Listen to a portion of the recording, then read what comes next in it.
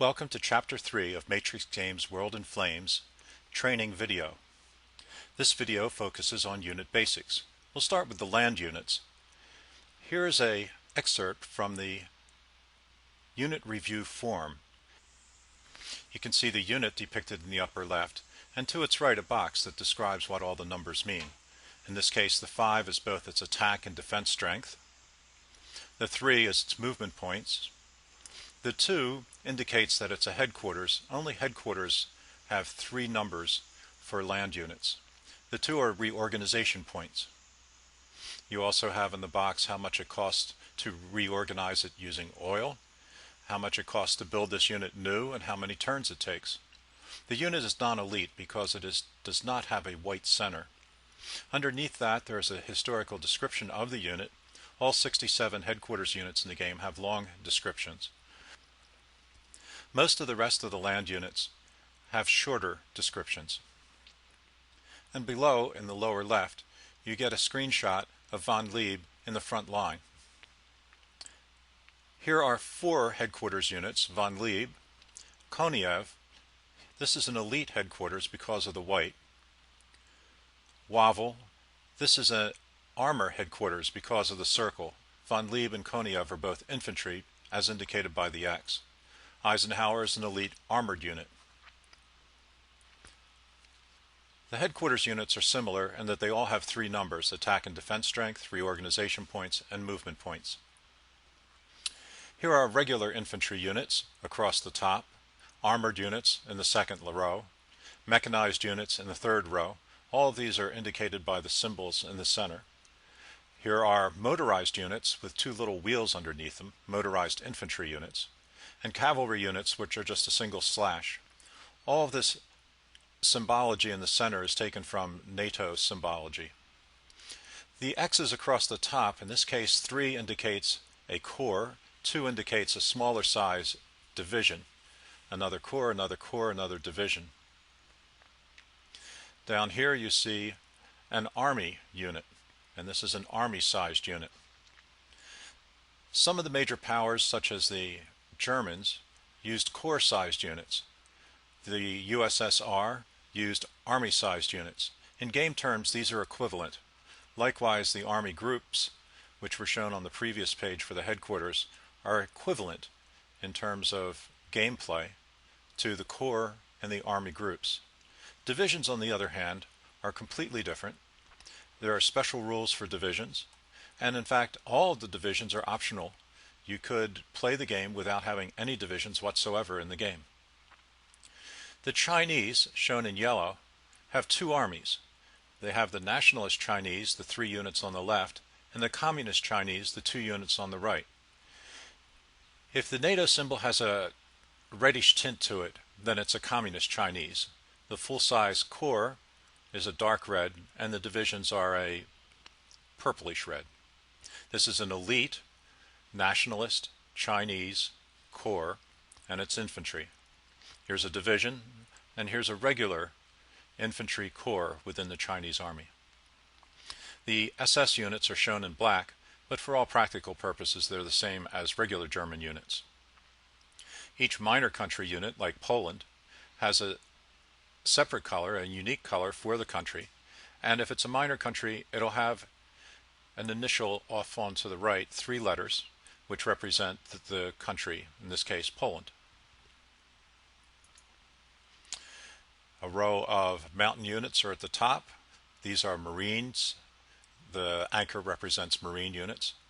The single dot with a small cannon pointing upward are garrison units. They have a movement allowance of 1, which also makes it easy to recognize that they're just garrison units. Paratroop units have a little wing symbol. Militia units are regular infantry, but they also have an M in the center to indicate that they're militia. The mountain is a sort of a peak. This is an elite mountain. This is a divisional mountain unit because of the 2 X's. Yugoslavian mountain unit, this is elite. And a Romanian mountain unit, which is not elite. At the bottom you can see Canadian, Indian, South African, Australian, and Great Britain. These are all part of the Commonwealth. Here's an Indian paratroop corps, and this is a Great Britain paratroop corps. Here are a group of territorial units from Madagascar, from Gabon, from Cameroon, from Tanganyika, from New Zealand, and so on. The outside color of the territorial units indicates which major power is controlling them. In this case, it is France. Great Britain is controlling these. This is still a minor country in existence, Netherlands. They are aligned with Commonwealth, so they're shown in this row. Likewise, Belgium, the Belgian Congo unit, is a territorial, but Belgium is aligned to Commonwealth, so it is shown here.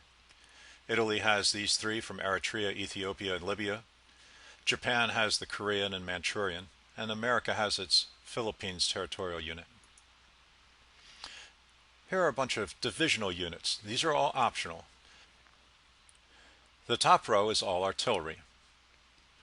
On the left is a regular field artillery. The gray circle around the attack strength means that it can bombard from 1 hex away. Here is a motorized rocket artillery unit. Notice that its movement points are greater than the regular field artillery. Here is a tank destroyer, which is indicated by the circle for the armor. And here is a railgun. There's only one railgun unit in the entire game. It belongs to Germany. And the little rail ties the two dots together, indicates railgun. This row is all anti-tank guns.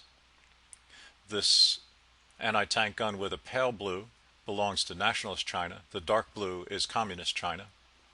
Here are 4 anti-aircraft guns. The light anti-aircraft gun has a blank within the top triangle. A heavy anti-aircraft gun has the dark symbol. So we have 1 light and 3 heavy anti-aircraft guns. This one's motorized, this one's not. This one's not only not motorized, it has a movement allowance of 0. So it doesn't go anywhere unless it's transported or goes by rail. And this anti-aircraft gun is not only motorized, but it also has a circle in red, which means that it can be used against armor. The 88mm anti-aircraft guns were also very effective, used directly against armor. The 2 light purple circles shown here indicate that they also can be used against armor, but they are not as effective as the dark red. Notice that all the anti-tank guns have a circle indicating they're effective against tanks.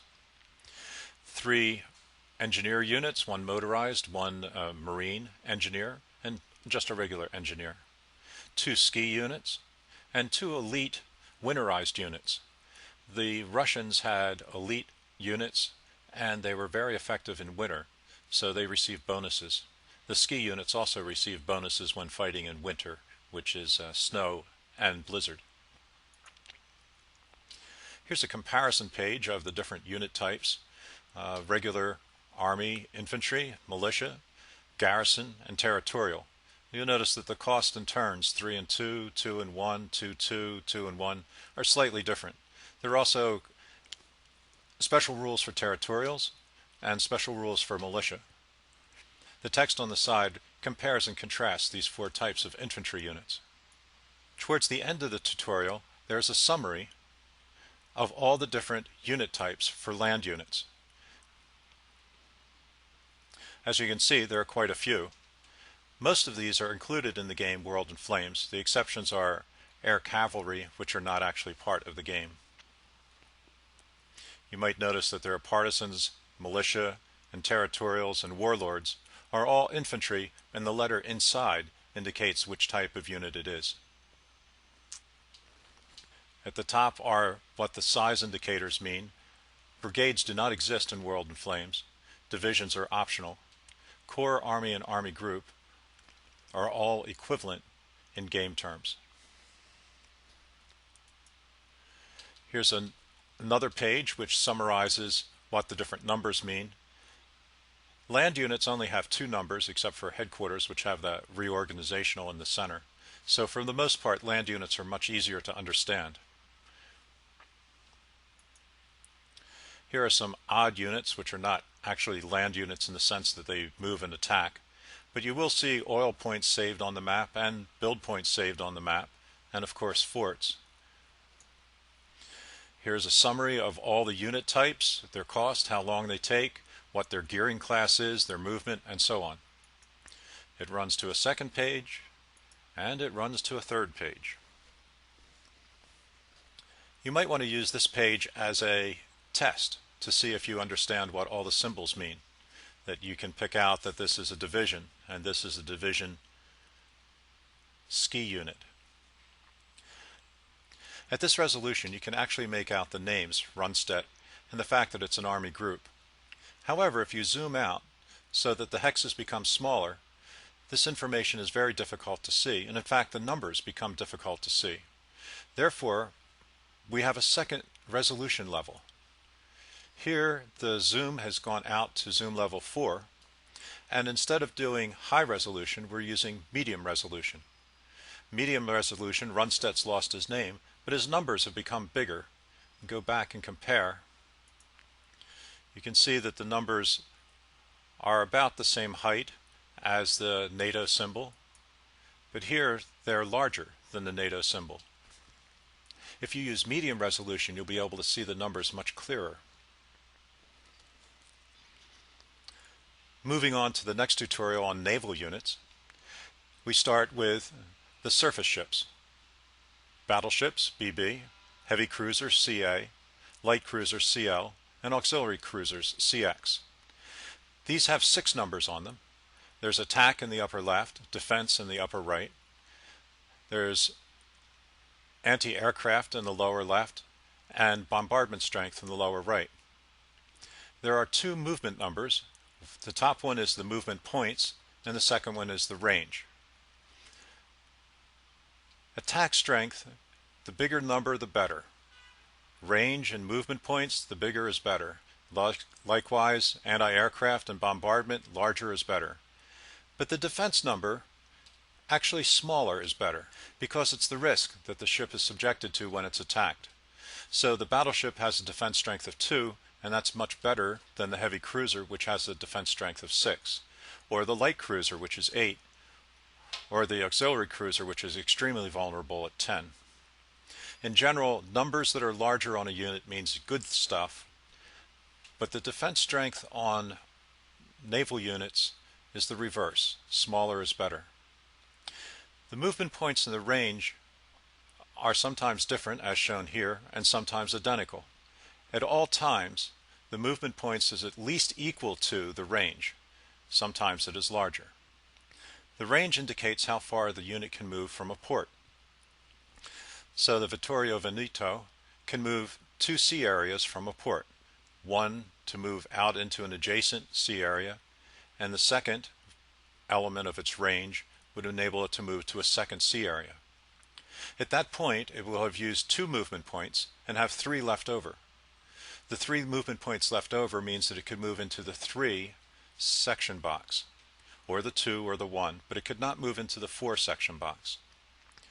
The Berwick, on the other hand, could move 5 sea areas out of a port. At that point, it would have no movement points left and would have to stay in the 0 section box. The Ubari could move out 4, and then it would have 2 movement points left over.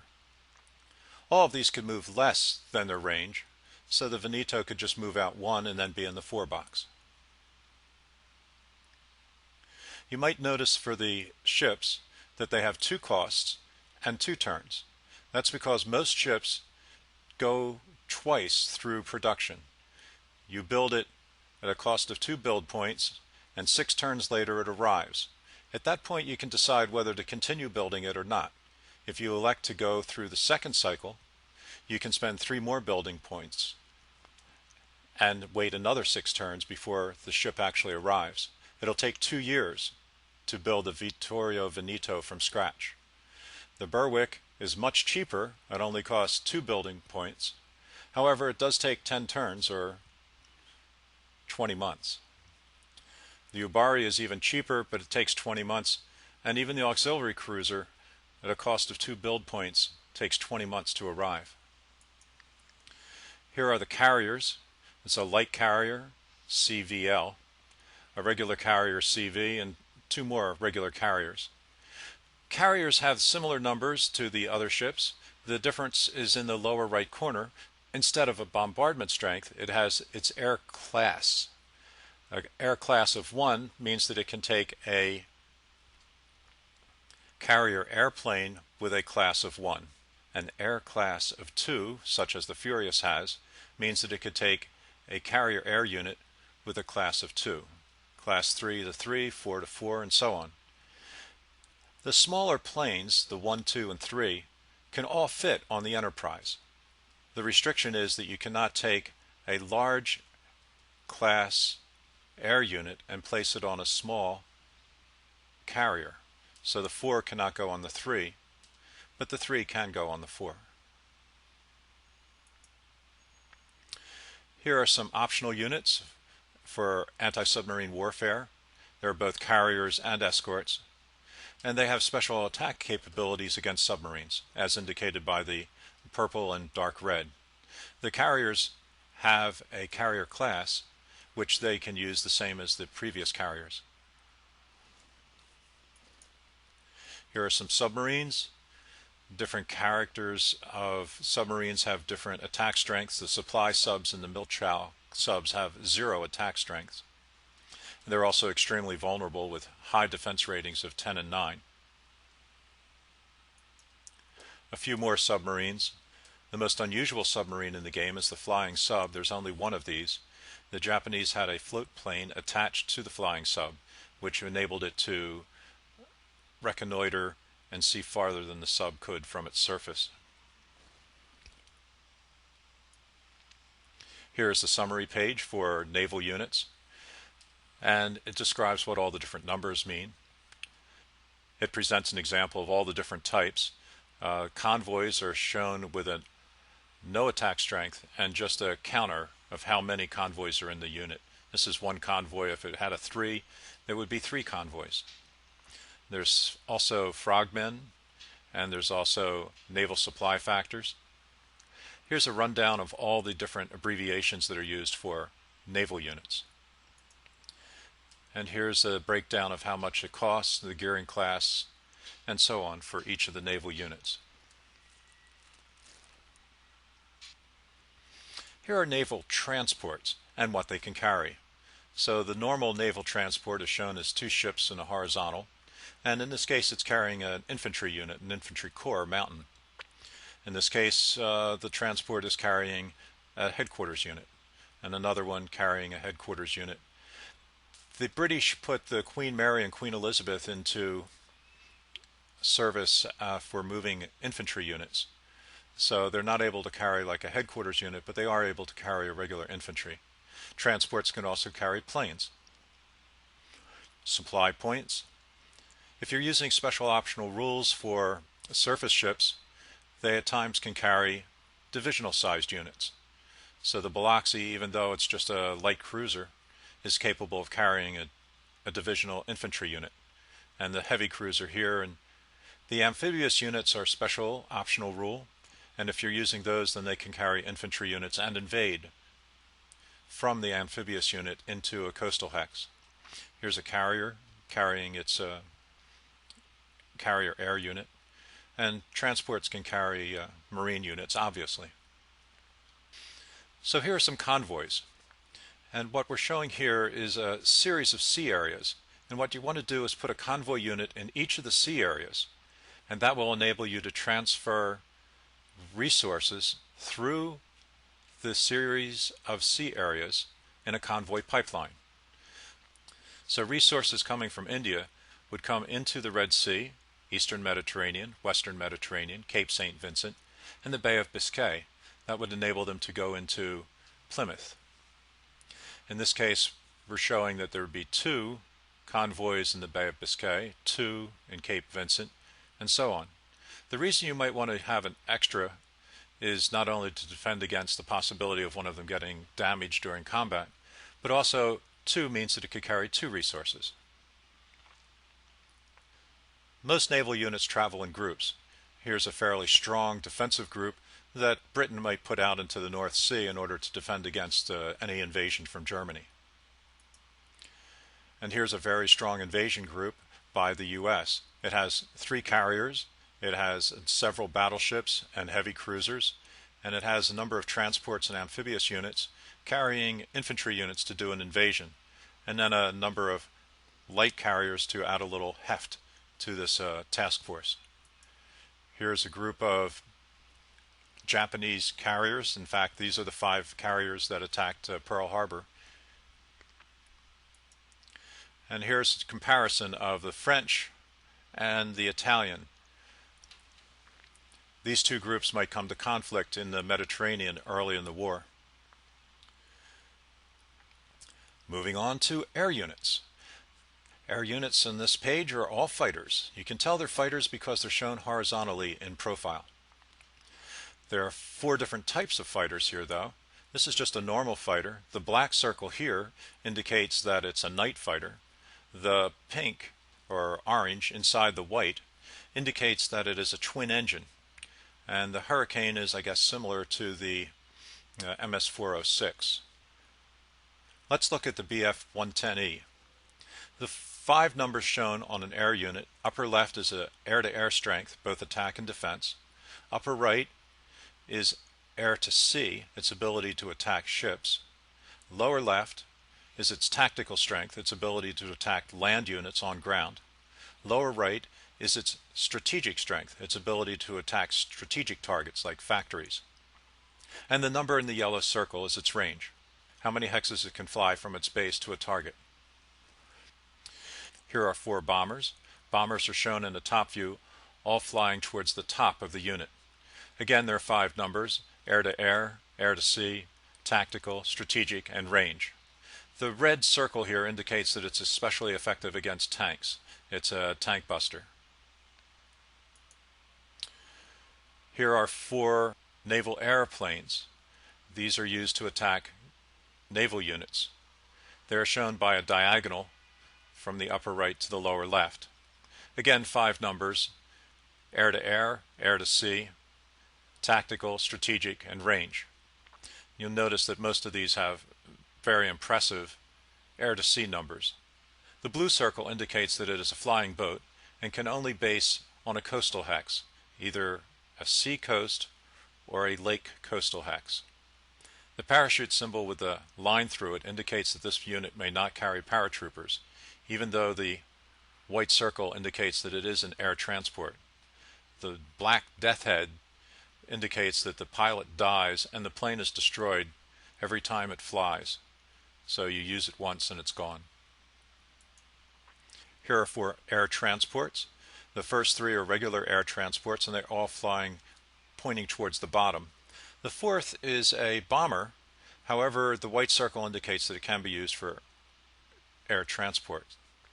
The X with 3 X's above it indicates that this air transport is capable of carrying larger units. So for instance, the Farman is carrying a paratrooper, but Farman could not carry this corps-sized regular infantry. The Skymaster can because of the 3 X's. Likewise, the Gigant can carry larger sized units, such as the Mountain. However, it's not able to do paratroops for that unit. Here are carrier air units. They were shown before. This time the carrier air units are on the left and the carriers that they are on the right. Carrier air units start out with one size, but they get better as the war goes on. So for instance, the F-4, F-3 starts out as a 4 in 1939, but in the year 1940 it changes from being a 4 to a carrier size 2, which means that it could then fit on either the Furious or the Hiryu. And in 1942 it actually becomes a carrier air size 1, and the blue 4 will be changed into a 1 in light blue. At that point it could fit on any of the carriers. Here's the summary page for air units. In the lower right are the silhouettes for fighters, land bombers, naval bombers, air transports, and carrier planes. The numbers are all identified and clearly labeled. There's also a twin-engine night fighter, which is a orange against black, which we hadn't discussed. And there's also extended range capabilities. These units can fly twice as far as 6, so this one could fly 12. But if it does so, then its bombing strengths are all cut in half. Here are some more.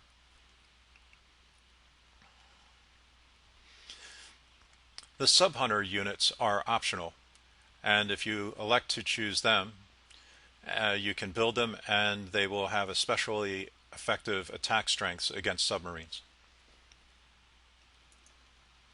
And last but not least is the summary page for how long it takes. Some airplanes take 2 turns and cost 2, some take 3 and cost 3, 4, and 4. In World War II, aircraft units became especially better as the years went on. In the beginning, they were pretty sad, but by the end of the war, there were jet fighters flying. So World in Flames reflects that by having new additions to the force pools every year. Every January and February turn, additional units arrive. At the top row here are the units more or less from 1939. The next row down is from a later year, and then a later year, and a later year, and these are towards the end of the war. The left column are fighters, and you can see that their air-to-air strengths are getting better, and their ranges are getting better too. So if you go with a Ju-88C, it is much farther range than the Bf-109. And then if you go to the next year, you're getting better air-to-air fighters. And then when you go to the next years, you're getting even better air-to-air strengths.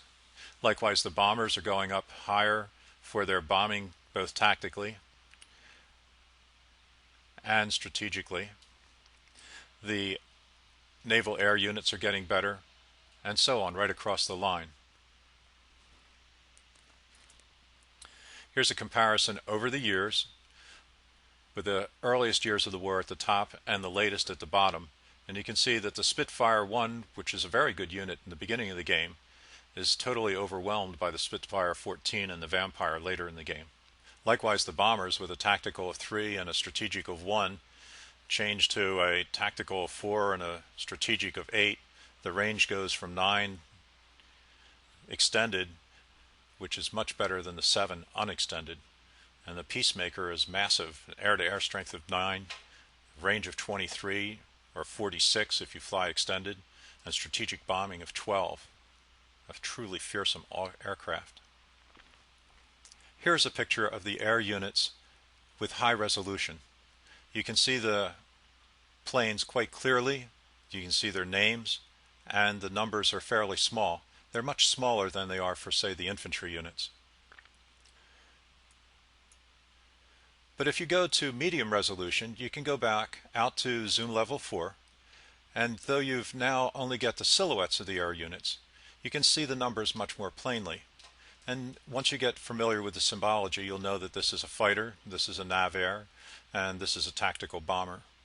This concludes Chapter 3 of the tutorial, Unit Basics.